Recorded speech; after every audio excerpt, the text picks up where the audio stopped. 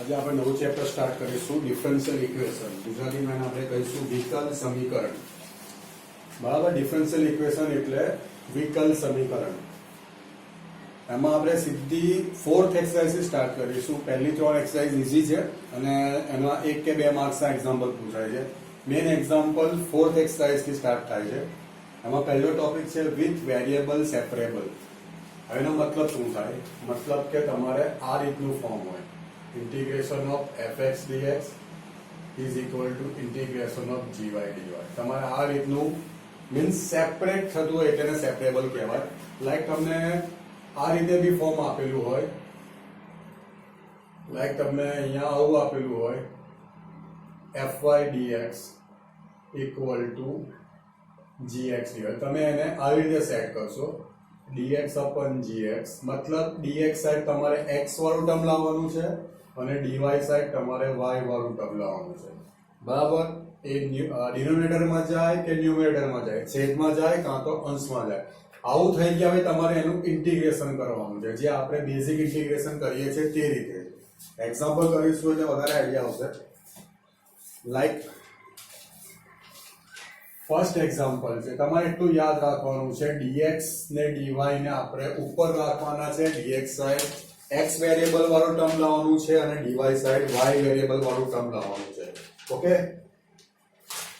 તો first example છે dy by dx equal to x plus 1 by 2 minus y.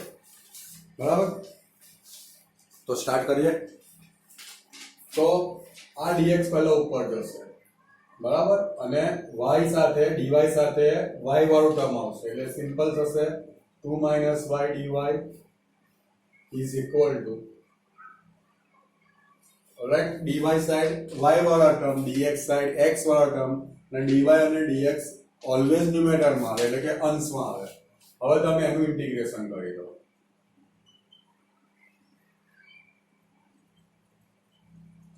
Okay, integration જે થતું હોય 2 dy that means 2y થશે, y નું y² by 2, આનું x² by 2 પ્લસ 1 નું x પ્લસ c. આ એનું સ્ટાન્ડર્ડ સોલ્યુશન કહેવાય, ગુજરાતીમાં કહીએ તો વ્યાપક ઉકેલ. બરાબર, આ તમારો આન્સર આવી ગયો. માનો કે તમને અહીંયા આવું આપેલું હોય કે y1 is equal to 1,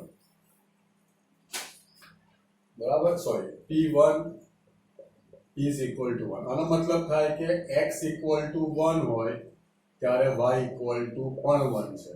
like તમને આવું આપે p of 2 equal to 0, એનો મતલબ થાય x equal to 2 હોય ત્યારે y equal to 0. તમારે શું કરવાનું? આ તમને વેલ્યુ ક્યારે આપેલું હોય? જ્યારે તમારે વિશિષ્ટ ઉકેલ શોધવાનો. વિશિષ્ટ ઉકેલમાં શું હોય કે c ની પણ એક વેલ્યુ તમને મળે, કોઈ નંબર મળે. તમને આ કેસમાં આપેલું છે માનો p1 is equal to 1, એનો મતલબ શું થયો? x equal to 1 ત્યારે y equal to 1. આ બંને વેલ્યુ તમારે અહીંયા મૂકી દેવાનું એટલે y equal to 1, આ 1/2, 1/2 પ્લસ 1 પ્લસ c. બરાબર, 2 એલસીએમ લઈ લઈએ તો 4 minus 1, બરાબર. c ને આપણે 2 થી મલ્ટીપ્લાય નહીં કરતા, એને કોન્સ્ટન્ટ રાખીએ છીએ એટલે 4 minus 1 3 એટલે c equal to આવે તમારો 0. કે કોઈ પણ આન્સર કે તમારે અહીંયા મૂકી દેવાનું, તે કહેવાય તમારો વિશિષ્ટ ઉકેલ. બરાબર, ચલો પછી તો આપણે વિશિષ્ટ ઉકેલ શોધવા નથી. એના પછી છે dy by dx equal to 1 plus y² by 1 plus x. તો આ ઈઝી છે. dy by 1 plus y² આવશે, dx ઉપર જશે by 1 plus x². બરાબર, બંને સાઈડ ઇન્ટિગ્રેશન લઈ લો.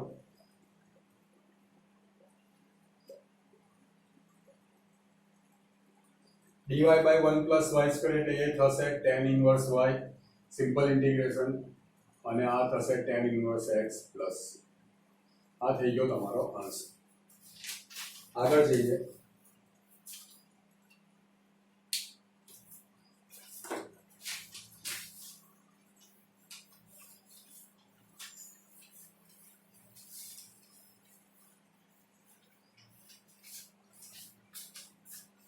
ચલો નેક્સ્ટ એક્ઝામ્પલ છે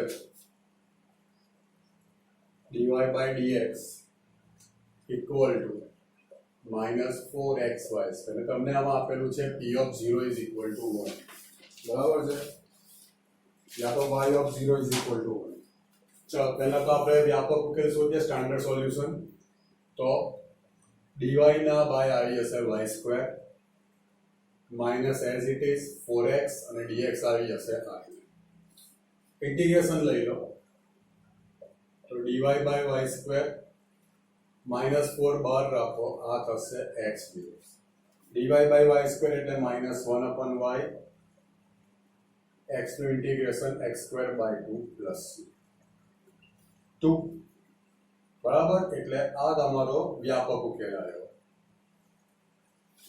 હવે તમને p ઓફ 0 ઇક્વલ ટુ 1 કીધું છે એનો મતલબ થાય x ઇક્વલ ટુ 0 ત્યારે y ઇક્વલ ટુ 1 તો y ઇક્વલ ટુ 1 મૂકી દો x ઇક્વલ ટુ 0 એટલે 0 તો c તમારો થશે -1 બરાબર c ઇઝ ઇક્વલ ટુ -1 એને તમારે આજે તમારો વ્યાપક ઉકેલ આવ્યો તો એની અંદર વેલ્યુ મૂકી દેવાની that means -1 upon y -2x squared c equal to -1 right ચલો આ વિશિષ્ટ ઉકેલ કહેવાય આગળ જઈએ fourth example x dy is equal to 2x square plus 1 dx બરાબર તો dy માટે મેચ થતું y વેરિયેબલ વાળું આમાં કોઈ ટર્મ નથી એટલે dy તમારો સિંગલ રહેશે બરાબર આ 2x square plus 1 x variable અહીંયા આવી જશે dx એટલે આપણે સેપરેટ કરી દીધા હવે આપણે ઇન્ટિગ્રેશન કરી લઈશું ત્યારે અહીંયા સિમ્પલ 1 dy થશે આમાં ઇન્ટિગ્રેશન પર લઈ લઈએ અને LCM ની બ્રેક કરી દઈએ dx ઓલરાઈટ 1 dy એટલે y બરાબર હજુ બી આપણે એક સ્ટેપ આગળ જઈએ 2x square by x એટલે 2x plus 1 by x dx 1 dy એટલે y 2x એટલે 2x square by 2 1 by x એટલે log x plus c 2 cancel એટલે y is equal to x square plus log x plus right આગળ જઈએ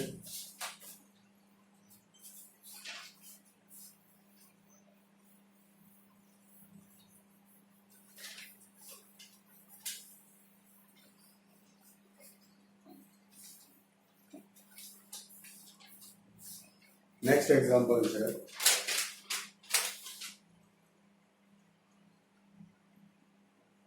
fifth dy by dx equal to 1 minus cos x by 1 plus આમાં પણ y વાળું કોઈ term નથી એટલે dy સિંગલ રહેશે આ 1 minus cos x by 1 plus cos x dx બરાબર હવે તમે ઇન્ટિગ્રેશન લઈ લો તો 1 dy અહીંયા 1 minus cos x by 1 plus cos x નું ફોર્મ્યુલા છે શું ફોર્મ્યુલા છે 1 minus cos x એટલે 2 sin square x by 2 1 plus cos x એટલે 2 cos square x by 2 અને જે લોકો ડાયરેક્ટ યાદ કર્યું હોય તો અહીંયા થશે tan square x by 2 alright ચલો હવે tan square નો આમ તો કોઈ ફોર્મ્યુલા છે નહીં એટલે tan square ને આપણે જે ઇન્ટિગ્રેશનમાં શરૂઆતમાં સમજેલા તે વસ્તુ અહીંયા એપ્લાય કરી છે tan square તમે x square minus 1 કન્વર્ટ કરો 1 dy એટલે y sec square x by 2 એટલે tan x by 2 by 1 by 2 minus 1 એટલે minus x plus c આ 1 by 2 છે ને આપણે અહીંયા 2 tan x by 2 કરી દઈએ તો આ તમારું સોલ્યુશન આવ્યું આગળ જઈએ sixth example dy by dx equal to under root 4 minus y square આમાં x વાળું કોઈ ટર્મ નથી y વાળું ટર્મ છે તે dy ની નીચે લઈ લો અને x અહીંયા આવી જશે એટલે કે dx ઇન્ટિગ્રેશન કરી લો આ થશે 1 dx dy by under root a square minus x એટલે sin inverse x by a થાય આમાં sin inverse y by a એટલે કે 2 થશે 1 dx એટલે x plus c રાઈટ, ચલો આગળ જઈએ. Next example.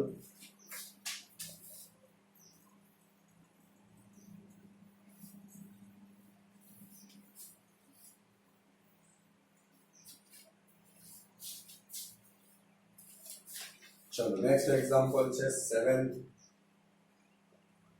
dy by dx equal to dy by dx plus y equal to 1. Okay, આ એક્ઝામ્પલ જે છે તે તમે પાછળથી બીજી એક મેથડ આવશે એ મેથડથી પણ તમે કરી શકો છો, બરાબર. એટલે એવું નથી કે આ એક જ મેથડ છે, બીજી મેથડથી પણ આનું સોલ્યુશન આવશે. એ ત્રીજો કે ચોથો ટોપિક આવશે. ચલો પહેલા આપણે અહીંયા dy by dx equal to 1 minus y થશે. 1 minus y અહીંયા નીચે આવી જશે equal to dx. ઇન્ટિગ્રેશન લઈ લો તો dy by 1 minus y equal to 1 dx. આ થશે log 1 minus y, y ની આગળ માઇનસ છે તો અહીંયા માઇનસ લાગશે, equal to x plus. Alright, minus જ તમારે અહીંયા ઉપર લેવું હોય તો આ 1 by 1 minus y થઈ જશે, અધરવાઇઝ ચાલશે. આની પછી તમે શું સિમ્પ્લિફાય કરો છો તમારી પર છે. ઓકે, આગળ જઈએ. 8 sec square x tan y dx plus sec square y tan x dy equal to 0. પહેલા તો આપણે બંનેને સેપરેટ સાઈડ પર લઈ લઈએ એટલે એમ થશે sec square x tan y dx equal to minus sec square x minus sec square y tan x dy. બરાબર થઈ ગયું. હવે dx side sec square x તો છે જ, tan x ને આપણે નીચે લઈ લઈએ એટલે sec square x by tan x dx equal to minus sec square y tan y dy. Integration લઈ લો એટલે sec square x by tan x dx minus sec square y tan y dy. Okay, હવે tan x નું differentiation શું થાય? sec square x આપણી પાસે rule છે કે નીચે fx હોય અને ઉપર f dash x હોય તો એનું ઇન્ટિગ્રેશન થાય log fx. તો એ રૂલ પ્રમાણે આનું ડિફરન્શિએશન ઉપર છે એટલે અહીંયા થશે log tan x. એ પ્રમાણે આનું ડિફરન્શિએશન ઉપર છે એટલે અહીંયા થશે log tan y. ઓકે, હવે આમાં તમે કોન્સ્ટન્ટ જે પાછળ લો છો પ્લસ c બેઝિક આ લઈએ છે એ તમે પ્લસ c લો, sin c લો, cos c લો, c સ્ક્વેર લો, c ક્યુબ લો કે log c લો, એક વસ્તુ તો કોન્સ્ટન્ટ જ છે ને, મતલબ કોન્સ્ટન્ટ હોવો જોઈએ. બરાબર, આમાં મેં log કેમ લીધો? કારણ કે અહીંયા બે log છે. તમારો આન્સર કોમ્પેક્ટ કરવા માટે ધેટ મીન્સ જો log tan x આ ટર્મને આપણે અહીંયા લઈએ તો પ્લસ થશે log tan y equal to log c. log a plus log b that means log tan x into tan y થશે equal to log c. equal to છે ને સમ સામે log નીકળી જાય તો બચશે શું? tan x tan y equal to c. તમે ખાલી c લઈને એક્ઝામ્પલ છોડી દો તો એ ચાલે. આ તમારો પ્રોપર આન્સર દેખાય છે. ઓલરાઈટ, ચલો આગળ જઈએ.